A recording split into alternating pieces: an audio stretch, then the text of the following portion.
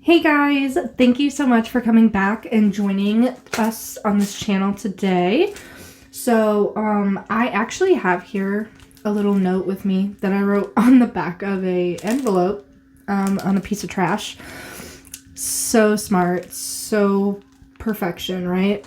I wanted to share with you my top favorite 5 books that I think every Catholic should have or should read at least once in their life. These are some really, really, really good books. I cannot recommend them literally enough. Like, they're so good. My face is super red because I just worked a sidewalk shift and it's really cold outside, so ignore that. But I have a really great book list that I would love to recommend. And I'll kind of explain like why I loved them so much. But if you're like me and you love reading, these are really good just to have in your collection, sitting on a bookshelf in case you want to come back to them. But yeah, I've read all of these and these are my absolute favorite reads. So number 1, and I don't have any of these with me, so I will try to like either put a picture up or like I'll obviously make sure I put a link to it in the description so you know exactly which one it is. But I don't have any of them with me, so I'll try to put a little picture up or something. So the first one is Behold Your Mother by Tim Staples. Now, this book is about Mary and about the Catholic Church, like honoring Mary and why we believe and teach the things that we do about her. I loved this book mostly, honestly, because number 1, he went so in depth and everything, and not in like a super like scholarly, hard to understand way, but it was still very easy to follow, very easy to like make it relevant to my life right now. It wasn't like boring. It was super interesting. It was very relevant.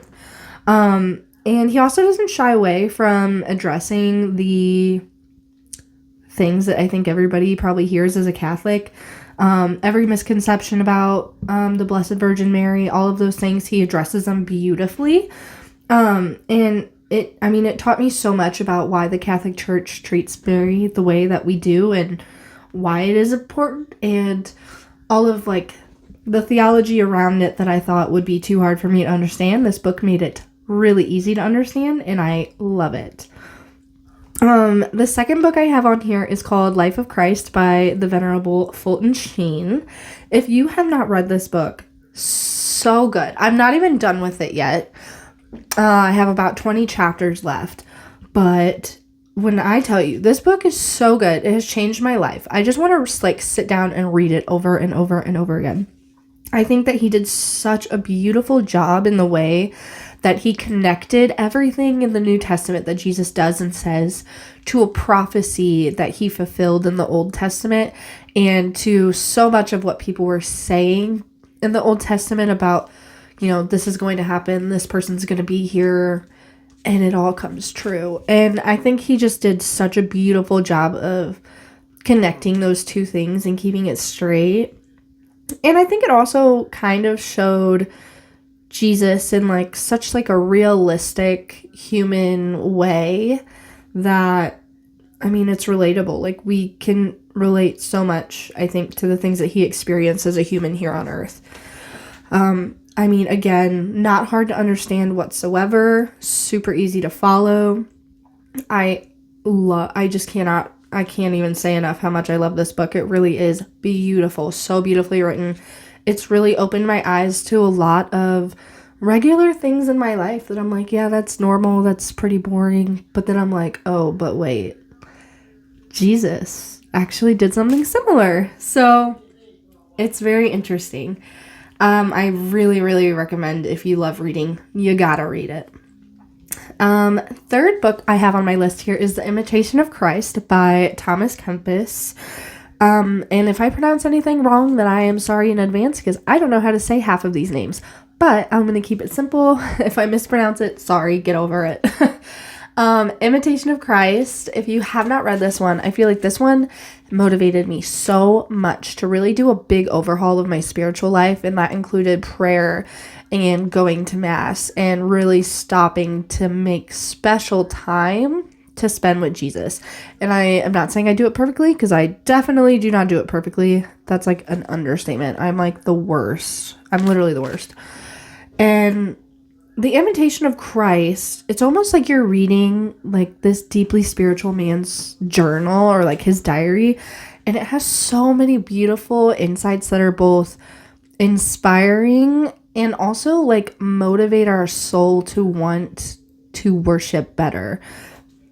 And especially if you're going through a dry season of your faith right now, I would highly recommend this as like a really good read.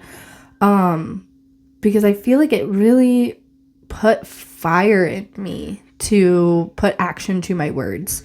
And maybe if you're in a time where you're feeling kind of empty, kind of blah in the winter, as a lot of people do, this would be an amazing read. And again, very easy to follow, because like I said, it's almost like you're reading his personal diary. Like, I think it's so sweet in the way that he puts things in his words, where you just know that like there's such love there. And I don't know, it's so special to like even read it. I feel like it's just so good. Secrets of the Rosary by St. Louis de Montfort. If you have not heard of St. Louis de Montfort, however you would pronounce that, he's a really good writer. He's amazing. He's actually the author of, I believe it's like the Consecration to Jesus through Mary prayer book. And I can totally dive deeper into all of that in a different video, but he also is mostly known, I think, for his Consecration to Mary. Very beautiful, such a beautiful author, really, truly, I think, devoted his life to Jesus and Mary and following everything that Jesus said. I truly do think he was such a person, just an amazing person. But Secrets of the Rosary. Now, this book that he wrote, I don't know if it's as well known as some of the other ones he's written, but it is so good. It is absolutely amazing. I cannot say enough good things about this book. And one of the things that really stuck out to me was how scriptural the Rosary is, and how much like history they went into behind it, and like also just personal stories basically from clergy that had encounters with Mary. And then also you have Saint Dominic and some other saints in there as well that went through something so transformative with the Rosary. And I think that this book did the best job of any that I could find, really delving into the deep spiritual issues that come with the Rosary, or not like spiritual issues per se, but like the things that attack us that we know the Rosary is the answer to. Like, it really did a good job of pointing those things out, and then pointing out how the Rosary and how Mary's role fit into the salvation story, and how we can be a part of that too. And again, another one that I found really motivating and really kind of made me want to just like get up and go pray my Rosary every hour, but like I don't have time for that. But like, you know what I mean? Like, just really made me want to absolutely go for it. And I mean, it really does dive deep into the history of it, where it's from. Is this real? Is this not? Is this just a stupid repetitive prayer? What do you think? Like, I think it just did such a good job of diving into all of that. And then my last book that I have on my list here is one that I just recently read, but I loved it. I loved it. So good.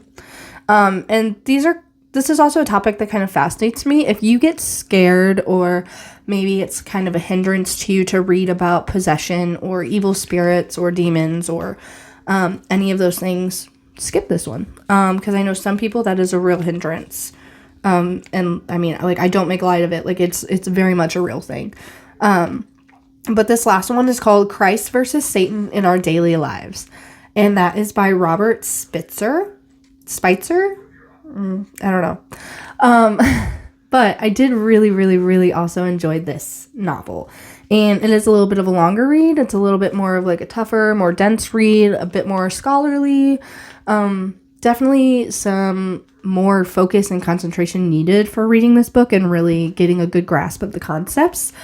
But I think that it really was such an interesting read to think of all the ways that Satan tempts us and he gets near us every single day in our daily lives, like the little things, the big things, all of the things. And I mean, I just thought it was amazing to see how Jesus conquered those temptations and how he was tempted.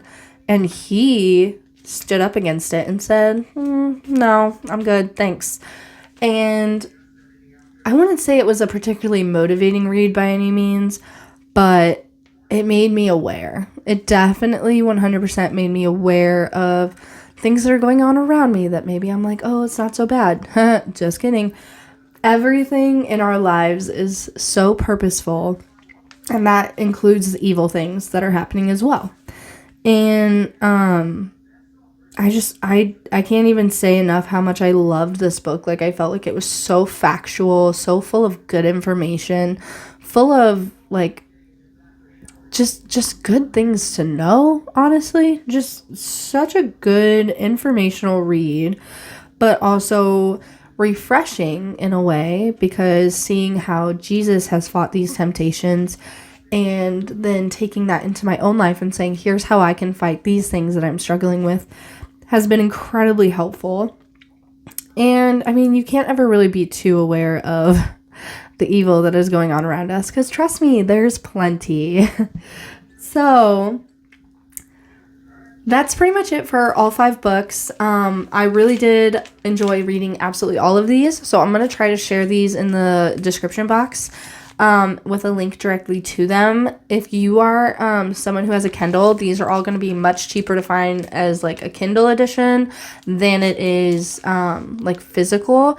But if you have a public library near you, they may have them. Or there's also apps like Libby, where you can download books, like digital books from your library onto your phone or your Kindle or your iPad or whatever. And that would also be a good option too, if you're maybe you just don't like hoarding books or anything. I mean, I'm a giant book collector. So, but yeah, that's all that I had to share with you guys. Thank you so much for watching this video. I hope that you read some of these, or if you've already read them, please feel free to share your opinion of them in the comments so other people can read those as well. If you do pick up any of these and you decide to read them, I would love to hear what you guys think, if you guys share my opinions. But yeah, that's pretty much it. So thank you guys for watching. I would super love it if you could like and subscribe.